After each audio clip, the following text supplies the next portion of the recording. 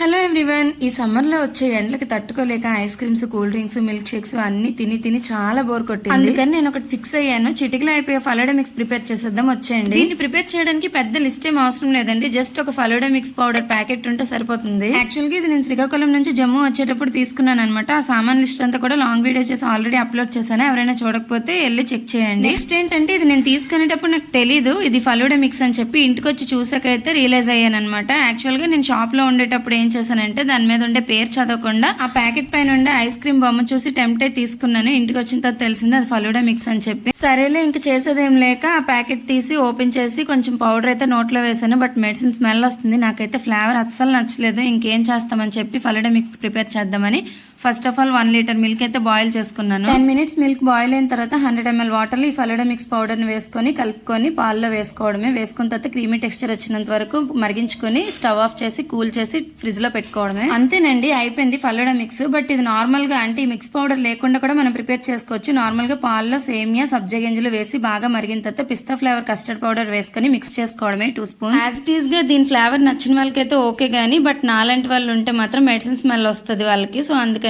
నేను అవాయిడ్ చేశాను. నేను తినట్లేదని చెప్పి మా వారు పిస్తా ఫ్లేవర్ ఐస్ క్రీమ్ తీసుకొని వచ్చారు. ఈ ఫలూడా మిక్స్ ని ఒక 2-3 అవర్స్ ఫ్రిడ్జ్ లో పెట్టి తీసాక ఈ పిస్తా ఫ్లేవర్ ఐస్ క్రీమ్ తో సర్వ్ చేసుకుని డ్రై ఫ్రూట్స్ తో సర్వ్ చేసుకుని తింటే మాత్రం చాలా టేస్టీగా ఉంది. నేను కూడా తిన్నాను. ఈ మిక్స్ ఒరిజినల్ టేస్ట్ గానీ నచ్చకపోతే ఒక్కసారి నేను చేసినట్టు ట్రై చేయండి. అలాగే నా వీడియో కానీ మీకు నచ్చినట్టయితే లైక్ చేసి, షేర్ చేసి, కామెంట్ చేయండి. సరే మరి ఉంటాను. నెక్స్ట్ వీడియోలో కలుద్దాం. Until then bye.